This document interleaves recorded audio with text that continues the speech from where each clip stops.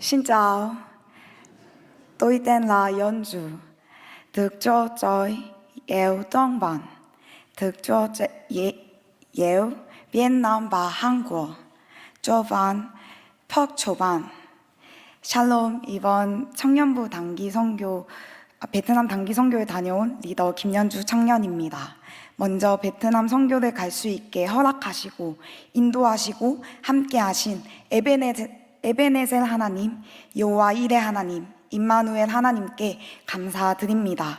그리고 끝까지 기도로 함께 해주신 담임 목사님과 성도님들, 청년들 정말 감사합니다. 처음 베트남 선교팀을 모집한다고 했을 때 가고 싶다는 생각 반, 갈 수 없다는 생각 반이었습니다. 왜냐하면 저의 상황에서 선교를 간다는 것은 정말 가장 중요한 것을 포기하고 가야 할 만큼 어려운 상황이었습니다. 그러나 너무 가고 싶은 마음이 컸는지 어느새 제가 선교팀을 신청하게 되었고 선교팀 첫 모임 때 리더가 되었습니다. 처음 리더가 되었을 때 하나님께서 정말 나를 베트남 땅에 보내시려는가 보다 생각을 했고 하나님, 정말 하나님께서 저를 그 땅에 보내시길 원하신다면 저를 그 땅에 보내주세요. 그리고 선교 회비도 해결해 주세요 라고 정말 많이 기도했습니다. 그리고 하나님께서는 정말 선교 회비 또한 해결해 주셨습니다. 그래서 감사한 마음으로 선교를 열심히 준비했습니다. 1일차 집도 하고 선교사님과 소통하면서 콘텐츠 준비도 하면서 많은 것을 준비했습니다.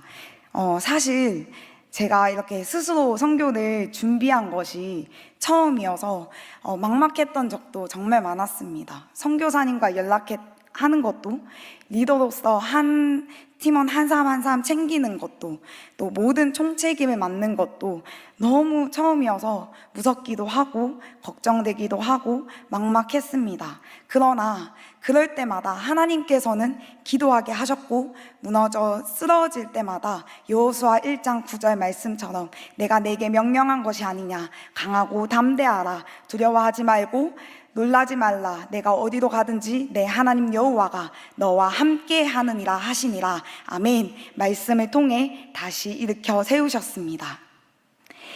저의 SNS에서 D-Day 63일부터 세웠던 것이 어느새 D-Day가 되었고 베트남을 가기 위해 담임 목사님께 기도를 받고 출발했을 때 너무 기대가 되고 하나님께서 베트남을 어떻게 인도하실까 하는 설렘과 기대감이 있었습니다. 그러나 동대구를 지나서 저희가 인천공항에 도착했을 때 저희가 탈 비행기는 1시간 지연이 돼 있었습니다. 처음에는 1시간 지연? 괜찮아 했지만 그때 저희는 8시간 공복 상태였고 공항에서는 먹을 것이 하나도 없었고 또 베트남에 가야지만 먹을 수 있다는 사실이 정말 힘들게 하기도 했습니다. 그때 유튜브를 켜서 우리 교회 새벽 예배를 듣게 됐는데 새벽 예배 기도 중에 담임 목사님께서 비행기 1시간 지연이 되어서 힘들어하는 저희를 위해 기도하시는 것을 보고 또 듣게 되면서 저희는 감사하며 베트남으로 향했습니다. 베트남에 처음 도착해서 저희는 선교사님을 만났고 바로 사역들을 시작했습니다. 저희가 처음 방문한 교회는 항자교회입니다. 이곳에서 선교사님을 통해 베트남의 교회와 영적 상태에 대해 듣게 되었습니다. 먼저 베트남 교회는 북한처럼 보여주기식의 교회가 아니라 중앙교회가 있고 중앙교회 성도들이 어느 정도 있다면 동서남북으로 모임 장소를 나뉘어서 예배를 드립니다. 선교사님께서 4년 전 베트남에서 부흥의 해를 맞이하게 되었는데 그때 덕주매, 즉 어머니 하나님을 믿는 그들이 이곳저곳 광고하면서 사람들을 혼란스럽게 하는 바람에 교회가 다시 침체되었고 코로나로 인해 또 다시 침체되었고 지금은 우리나라처럼 온라인 예배가 익숙해져서 아직 어려운 상황이라고 말씀해 주셨습니다. 베트남의 영적 상태는 마약과 성적으로 문란한 상태이며 그들의 사상은 공산주의 국가이기 때문에 공산당의 사상이 많지만 그들은 호찌민 사상이 있고 모든 것에 그 호찌민, 그의 이름으로 시작했습니다. 그러나 그 속에서 공상당원을 포기할 정도로 신실한 크리스찬들이 늘어나고 있음을 말씀해 주셨습니다. 그래서 저희는 그 항자교회에서 베트남의 교회와 영적 상황을 놓고 기도했습니다. 두 번째 방문한 교회는 가정교회입니다. 이곳은 저희의 차량을 운전해 주셨던 전도사님의 가정집이고 1, 2층은 가정집으로 운영되고 3층은 교회로 사용되고 있었습니다. 베트남 역시 자유롭게 예배를 드릴 수 없어서 가정집을 개방하여 교회로 사용하고 있었습니다. 저희는 그곳에서 많은 어린이들과 청년들을 만났습니다. 청년들과 함께 찬양 밴드팀 콜라보레이션을 하여 함께 하나님을 찬양했습니다. 그 교회를 보면서 한 가지 들었던 생각은 정말 그 전도사님의 그 믿음이 어린 아이들과 청년들을 살리고 있다는 것이 너무나 느껴졌고, 또 함께 저희 청년들과 베트남 청년들 함께 모여서 이렇게 전도사님이 기도하시고 통역해 주시고 기도하시고 통역해 주시고 이렇게 하면서 언어와 민족은 다르지만 함께 하는 것이 느껴졌습니다. 세 번째 방문한 교회는 제자교회입니다. 제자교회는 골목을 쭉 들어가면 가정집 같기도 하고 창고 같기도 하고 그런 곳에 위치하고 있었습니다. 처음 도착했을 때 언제까지 이 골목을 들어가게 될까? 교회는 어디일까? 미도 찾기 하는 것 같았습니다. 그런데 막상 도착하고 나니 미도 찾기 같은 그곳에도 하나님을 예배하는 귀한 청년들이 있었고, 이곳에서도 하나님의 인재하심을 느꼈습니다.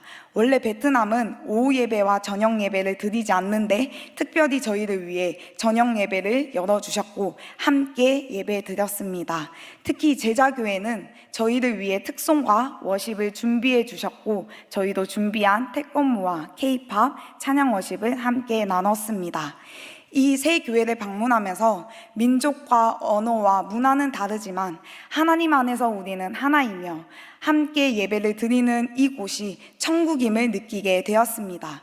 왜냐하면 세 교회 모두 예배당에 십자가와 함께 똠빈덕 추어처이 하나님께 영광이라는 문구를 적어 놓았는데, 겉으로 보기에는 십자가도 없는 이곳이 정말 교회처럼 보이지 않기도 했지만, 또 미도 찾기 같았지만 작은 신음에도 응답하시는 하나님을 믿고 하나님의 영광을 위해 살아가려는 그리스도인들이 있기 때문에 이곳이 천국임을 느끼게 되었고, 이 청년들을 통해 베트남이 부흥할 것임을 믿습니다. 이번 베트남 단기 선교를 통해서 저희는 많은 것을 보고 느끼고 그들의 삶을 볼 수 있었던 시간이었습니다. 조금 있다가 나올 선교 보고 영상을 보시면서 관광 아니야? 놀러 갔다 온 거 아니야? 이게 어떻게 선교지? 라고 생각이 드실 수 있으시겠지만, 현재 베트남은 공산국가로 복음을 전할 수가 없습니다.